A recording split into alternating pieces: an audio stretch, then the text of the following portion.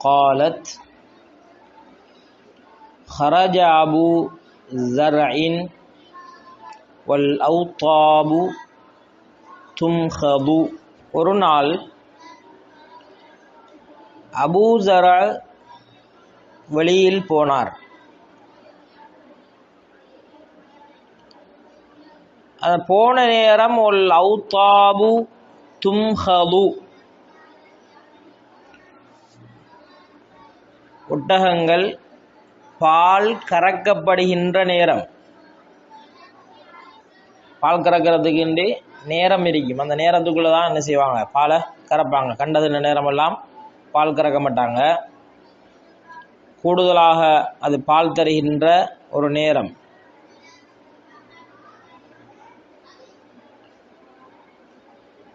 இந்த நேரத்தில் Abu sir வெளியில் போனார். போற வழியில ஃபலகிய இம்ரஅத்தன், இன்னொரு பொம்பளைய சந்திச்சிட்டாரு. மஅஹா வலதானி லஹா, அவளோட அவளுக்குரிய ரெண்டு சிறுவர்களும் இரண்டு சிறு குழந்தைகளும் அவளோட இருந்த மாதிரி இன்னொரு பொம்பளைய சந்திச்சிட்டாரு.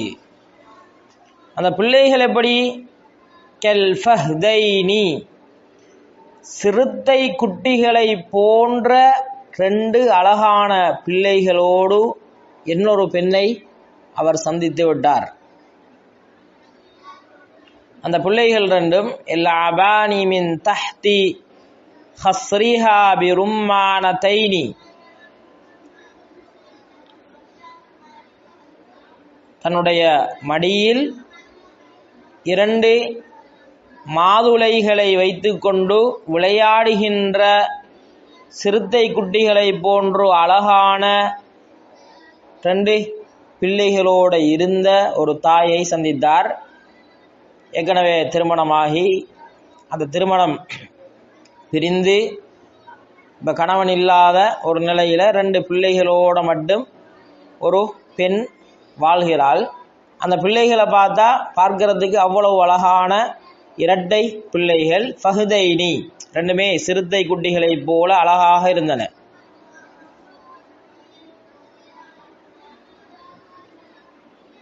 இந்த பெண்ணை சந்தித்ததனால அவர மனசுல வந்துக்கிட்டு அந்த பெண்ணுடைய ஈர்ப்பு வந்து விட்டது.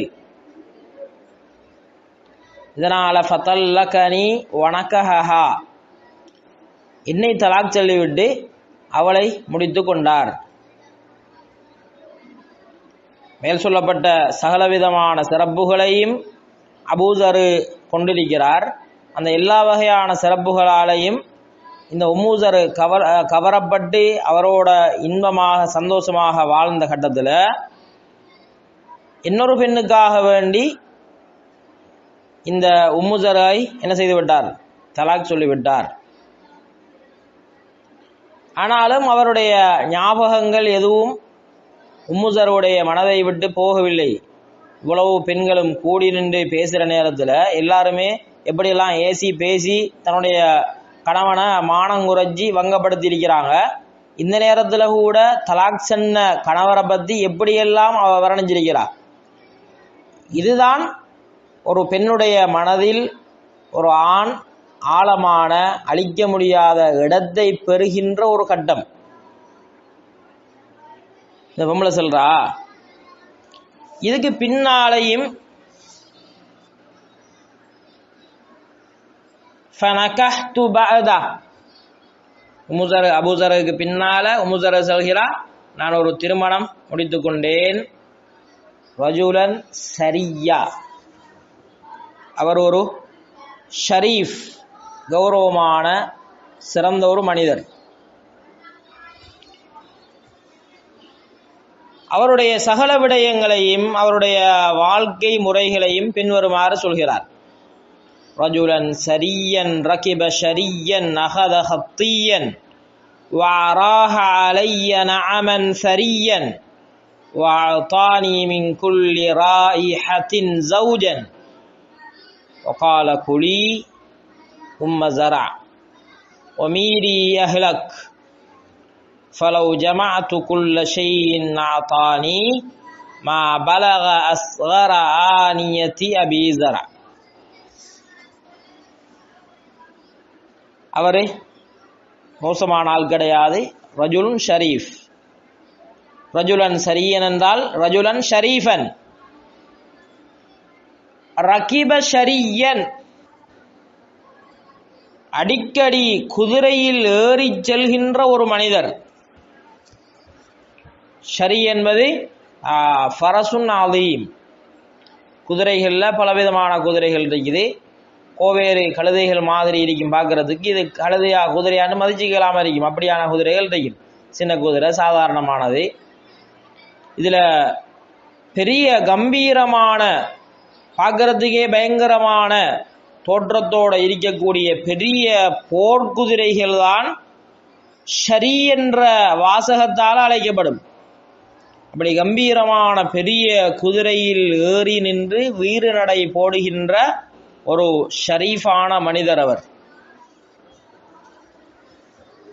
காட்டுக்கு போய் வேட்டையாடுகின்ற ஒரு தைரியசாலி, பெரிய பெரிய மிருகங்களை எல்லாம் எதிர்த்து போராடுகின்ற ஒருத்தர். ஹத்தீயன், ஒரு வீரன். ஹத்தி என்பது ஈட்டி, அம்புக்கு சொல்லுவாங்க. கையில் வந்துக்கிட்டு பெரிய ஒரு வாட்ட சாட்டமான குதிரையில் ஏறி அதில் ஒரு அம்போட போறதாக இருந்தால் அவர் ஒரு வீரன். எதற்கும் தயாரான ஒருத்தர். போர் நடந்தாலும் சரி, சண்டை நடந்தாலும் சரி, வேட்டை என்று சொன்னாலும் சரி. வாராஹ அலைய நஅமன் சரியன், ஃப்ரெஷ்ஷான கால்நடைகளை எனக்கு கொண்டு வந்து தருவார். வீட்டை வந்துக்கிட்டு ஒவ்வொரு நாளும் சாப்பிட்றதுக்கு என்னது, காடுகளில் வேட்டையாடி வருகின்ற ஃப்ரெஷ்ஷான, அப்போதான் பிடிச்சிக்கிட்டு வர துடிக்க மிருகங்கள்னு சொல்லுவாங்க. அது எல்லாத்தையும் வேட்டையாடி கொண்டு வந்து என்கிட்ட தருவார். வஅதானி மின் குல்லி ராயிஹத்தின் ஜௌஜன், சும்மா ஒன்று கொண்டு வந்தாலும் தாரல. ஆத்தானி மின்குள்ளி ராயிஹா. ராயிஹா என்பது மிருகங்கள், கால்நடைகள். ராகய ரூஹு, அதிலிருந்து ராகண்டா நடந்து சென்றான். ராயிஹா என்பது இந்த இடத்துல கால்நடைகளுடைய அர்த்தம். அதில் இபிலாக இருக்கலாம், பக்கராக இருக்கலாம், கனமாக இருக்கலாம். ஒவ்வொரு கால்நடையையும் எனக்கிட்ட அவர் கொண்டு வந்து பிடிச்சு கொண்டு வந்து தார போது ஜௌஜன், சோடி சோடியாகத்தான் தருவார். சும்மா ஒன்றை கொண்டாந்து மட்டும் தாரல. அப்படி தாராளமான தன்மை. கொண்டாந்து என்ன செய்வார், நாளைக்கு சேர்த்து வைங்க, அடுத்த நாளைக்கு சேர்த்து வைங்க, இப்படி அல்ல. ஒக்கால குழி உம்மசரா. உம்மசரா, நீங்களும் இதை தாராளமாக சாப்பிடுங்க. ஒமீரி அஹ்லகி, மீதியை உங்களோட குடும்பத்துக்கும் கொடுங்க. உங்களால் மிஞ்சினதாக இருந்தால் உங்களோட குடும்பத்துக்கும் கொடுங்கள். இப்படி ஒரு கணவராக, கௌரவமான மனிதராக இருந்தார். ஒரு வீரராக இருந்தார். தொழிலுக்கு போய் நன்றாக உழைத்து வருகின்றவராக இருந்தார். தாராளமாக தருகின்றவராக இருந்தார். எனக்கு மிச்சப்பட்ட குடும்பத்துக்கும் கொடுக்க செல்ற ஒரு நல்ல மனப்பான்மை உள்ளவராக இருந்தார். எல்லாத்தையுமே சொல்லி போட்டு அந்த பொம்பளை சொல்றா, ஃபலவ் ஜமஅது குல்ல ஷைஇன் ஆதானி, அவர் இதுவரைக்கும் எனக்கு தந்திருக்கக்கூடிய எல்லாவற்றையும் மொத்தமாக கணக்கு பார்த்தால், ஃபலவ் ஜமஅது குல்ல ஷை, எல்லாத்தையும் அவர் அப்ப தந்தது, இப்ப தந்தது, ஒவ்வொரு நாளைக்கும் காலையில் தந்தது, பாலையில் தந்தது, இரவில் தந்தது என்று எல்லாத்தையுமே மொத்தமாக சேர்த்து கணக்கு பார்த்தால், மா பலக, அவர் தந்தது அடையாது. இந்த அடைவு என்பது ரெண்டு விதமான பெருமதி. பார்க்கக்குள்ள ரெண்டு விதமான பெருமதி. ஒன்று அதனுடைய சந்தை பெருமானம் என்ற பெருமதி. இந்த மதரசாவில் இருக்கக்கூடிய இந்த கட்டிடத்தை விற்றா எவ்வளோ பெருமதி வரும்? கிட்டத்தட்ட ஒரு 30 லட்சம் ரூபா காசி வரும்னு வச்சுக்கோங்க உதாரணத்துக்கு. இது சந்தை பெருமானம் என்ற பெருமதி. சில நேரம் சில பொருள்கள் பொருளுடைய விலை ஒரு 10 ரூபாயாக இருக்கும், ஒரு பேனை உதாரணத்துக்கு. ஆனா அந்த பேனையை தந்தது யார் என்று பார்த்தா எங்களுடைய மனசுக்கு ரொம்பவும் பிடித்த அல்லது எங்களோட மனசுக்கு மிச்சமும் மரியாதையான ஒருத்தர் தந்திருக்கக்கூடிய ஒரு பேனையாக இருந்தால் அதனுடைய பெருமதி அதை விட பாரியதாக இருக்கும். சில நேரம் வந்துட்டு அது 1000 தந்து இந்த பேனை எனக்கு தாங்கன்னு கேட்டாலும் அந்த பேனையை கொடுக்க மாட்டாங்க. என்ன காரணம்னு சொன்னா அந்த பொருளுக்குரிய பெருமதி ஒன்று இருக்கிறது, அந்த பொருள் பற்றிய எங்களுடைய மனதில் இருக்கக்கூடிய பெருமதி ஒன்று இருக்குது. இந்த பெண்மணி சொல்கின்ற உம்முசர சொல்கின்ற வார்த்தை என்னன்னு சொன்னா, இவரு 2வது கணவர் என்னை திருமணம் முடித்து எனக்கு தந்தது எல்லாத்தையும் ஒட்டுமொத்தமாக கணக்கு பார்த்தாலும் என்னுடைய மனதில் மாபலக அது அடையவில்லை. அஸ்கர ஆனியத்தி அபீசரா, அபூசரோட நான் இருக்கிற போது என்னுடைய சாதாரண பயன்பாட்டுக்காக வேண்டி அவர் தந்த ஒரு சின்ன பாத்திரத்துடைய பெருமதி என்னுடைய மனதில் எப்படி இருந்துச்சோ அந்த இடத்தை கூட இது எல்லாத்தையும் சேர்த்து பார்த்தாலும் அது அடையவில்லை. இதுதான் மனதினுடைய கவர்ச்சி, மனதினுடைய இடப்பிடிப்புன்னு சொல்வார்கள். உளவியல் அறிஞர்கள் சொல்ற போது ஒரு பெண்ணை பொறுத்தவரை முதலாவது யாரோடு அவர்களுடைய நேசம் வந்து விடுகிறதோ அவர்களுடைய சகலவிதமான அசைவுகளும் அவர்களால் கொடுக்கப்படக்கூடிய பரிசில்கள், பொருள்கள், ஞாபகங்கள், அதனுடைய சின்னங்கள் எல்லாமே விலை மதிக்க முடியாததாக இருக்கும். அதுக்கு பின்னால அதை விட பெரிய விஷயங்களைத்தான் அவங்க வாழ்க்கையில் அடைஞ்சாலும். ஏற்கனவே உம்மாட வாப்பாட வீட்டில் இருக்கிறாங்க, கடுமையான வறுமையில் இருக்கிறாங்க. அந்த நேரம் வாப்பா உழைச்சி கொண்டாந்து கொடுக்கக்கூடியது சாதாரணமான ஒரு வறுமையான நிலையில் உள்ள உணவு அல்லது உடுப்பு அல்லது மற்ற விஷயங்கள். பின்னால் அவங்க என்ன செய்கிறாங்க, இதை உம்மா வாப்பாவை கடுமையாக விரும்புகிறவங்களாக இருக்கிறாங்க, அதை பற்றி நேசிக்கிறவங்களாக இருக்கிறாங்க. பிறகு பெரிய இடங்களில் திருமணம் செய்கிறாங்க, அவங்களுக்கு நிறைய உடுப்புகள் கொடுக்கப்படுது, நிறைய சுவண்டியான சாப்பாடுகள், நிறைய நகைகள். அவங்களுக்கு அந்த ஏற்கனவே உள்ள அந்த முதல் நேசத்தில் இருக்கக்கூடிய அந்த மதிப்பு அது விலகுறைஞ்சதாக இருந்தாலும் 2வதுல வராது. இது பெண்ணுடைய பெண் சார் உளவியல். இந்த பெண்மணி மிக தெளிவாக அந்த விஷயத்த சொல்றா. இவர் எவ்வளவோ சிறப்பான ஒருத்தர், எவ்வளவோ குணம் தருவாரு, நான் மிஞ்சி என்னுடைய குடும்பத்துக்கும் கொடுக்க செல்வாரு. இது எல்லாமே என்னுடைய மனதில் பிடித்த இடம் என்ன, அபூசருடைய வீட்டில் இருக்கக்குள்ள எனக்கு தரக்கூடிய சின்ன ஒரு பாத்திரத்துடைய பெருமதி என்ன மனசுல எப்படி இருந்துச்சோ அந்த இடத்தை கூட பிடிக்கல. இதனாலதான் ஹன்னானா என்று சொல்கின்ற பெண்களை திருமணம் செய்ய வேண்டாம் என்ற தடைய சில அறிஞர்கள் சொல்றாங்க. ஹன்னானான்னு சொன்னா தன்னுடைய முழு நேசத்தையும் ஏற்கனவே இன்னொருவரில் வைத்திருந்த ஒரு பெண்ணாக இருந்தால் அந்த பெண்ணை நீங்கள் திருமணம் செய்யக்கூடாது. திருமணம் செய்யக்கூடாதுன்னு மார்க்கத்தில் இது ஹராமாக்கப்பட்ட விஷயம் அல்ல. ஆனால் நல்லாக சந்தோஷமாக ஒரு மனைவியோட தன்னுடைய உணர்வுகளை பரிமாறி அன்பு செலுத்தி வாழ்றதுக்கு ஒரு ஆள் விரும்பினார்ன்னு சொன்னால் தன்னை முதலாவது நேசிக்கின்ற ஒரு பெண்ணை திருமணம் செய்து கொள்ள வேண்டும். அதுக்கு முன்னால் தன்னுடைய நேசத்தை எல்லாம் வேறு ஒருத்தரில் செலுத்தி அவங்களுடைய முழு விஷயங்களும் அந்த ஆணோடு தொடர்பாக அவனோட கல்பு இருக்கிற நேரத்தில் இன்னொரு மனிதரை திருமணம் செய்தால் இவருடைய எவ்வளவு பெரிய நல்ல நடத்தைகள் இவர் நடந்தாலும் சரி அந்த பெண்ணுடைய ஈர்ப்புகள் எல்லாம் முதலாவது அன்பு செலுத்திய இடத்துல தான் இருக்கும். இதனாலதான் ஹன்னானா 6 விதமான பெண்களை திருமணம் செய்யக்கூடாதுன்னு சொல்லுவாங்க. அதில் ஒன்று அண்ணானா, ஹன்னானா, மன்னானா, அத்தாக்கா, ஷத்தாக்கா, பர்ராக்கா, ரைட்டா? இப்படி 6 வகையான பெண்கள் இருப்பாங்க. இது விரிவான விஷயங்கள். அதோட சேர்த்து இன்னும் சில அறிஞர்கள் சொல்றாங்க இன்னும் 4 பேரை சேர்க்கணும். ஆஹிரா, நாஷிசா, முக்தலியா, முபாரியா, இப்படி இன்னும் 4 பெண்கள் இருக்கிறாங்க.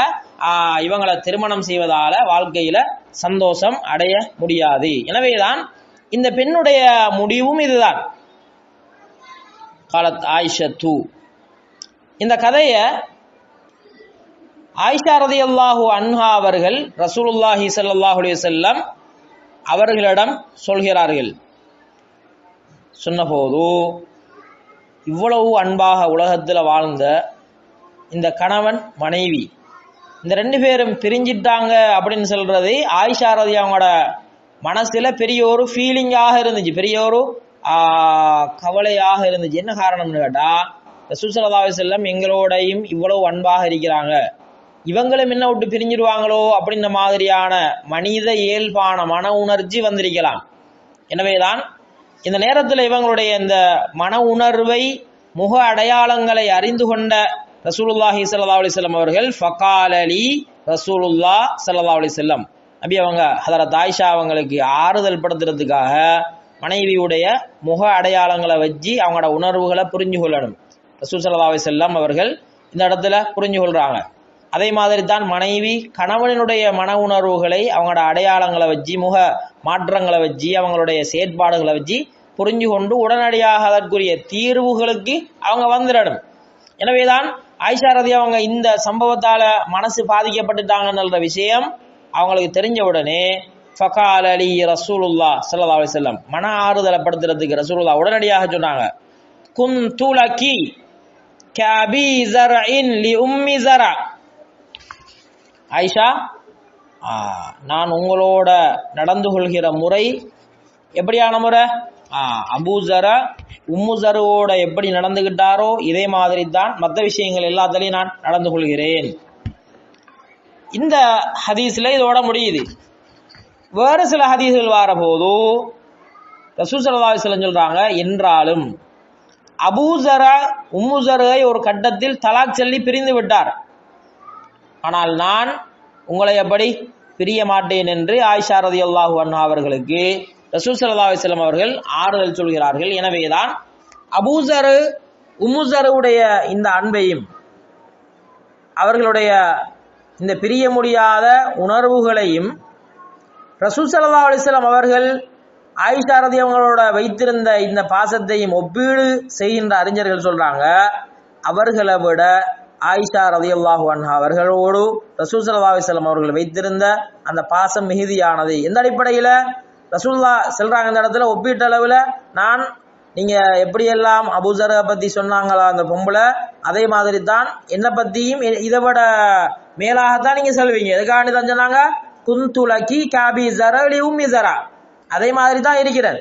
ஆனா அவர்ல என்ன வந்துட்டு அந்த அன்பு இடையில உடையிற மாதிரியான தலாக் வந்துட்டு, ஆனா நான் என்ன செய்வேன், நான் உங்களை தலாக் செல்ல மாட்டேன், உங்களை பிரிய மாட்டேன் என்று சொன்னதால அவர் இருந்த இடத்தை விடவும் ரசூல் ஸல்லல்லாஹு அலைஹி வஸல்லம் அவர்கள் இந்த இடத்துல என்ன செய்யறாங்க, மேலாகிறாங்க. எனவேதான் ரசூலுல்லாஹுடைய இந்த வாழ்வு முறை வாழ்க்கையில வந்துட்டு உதாரணம் சொல்றதுக்கு அந்த ஜாஹிலிய கால அபூ ஸர் உம்மு ஸருடைய வாழ்க்கையை விட ரசூல் ஸல்லல்லாஹு அலைஹி வஸல்லம் அவரோட வாழ்க்கை முறை என்பது அதை விட மேலானது, அதை விட பெரியது என்ற செய்தியை தான் இந்த ஹதீஸ் எங்களுக்கு சொல்கிறது. ஆகவேதான் ஆரம்பத்திலிருந்து இதுவரைக்கும் நாங்கள் ஒவ்வொரு பெண்களுடைய அந்த மன உணர்வுகளையும் பார்த்திருந்தோம். இதுல சொல்லப்பட்ட விஷயங்களை வச்சு ஏகப்பட்ட ஷர்ஹுகள் ஏகப்பட்ட விளக்கங்கள் இன்னமும் எழுதப்பட்டிருக்குது. நான் ஏற்கனவே ஷமாயிலுத் திர்மிதி நடத்துற போது இந்த ஹதீஸுக்கு மட்டும் 20 நாள் தேவைப்பட்டுச்சு. இந்த ஹதீஸ் அவ்வளவு விளக்கம் இருக்குது. ஆனால் நம்மளுக்கு நேரம் காலம் இல்லைன்ற காரணத்தால இதை சுருக்கமாக இதோட முடிச்சுக்கொள்வோம். வாஹிரு தாவானா அல்ஹம்துலில்லாஹி ரப்பில் ஆலமீன்.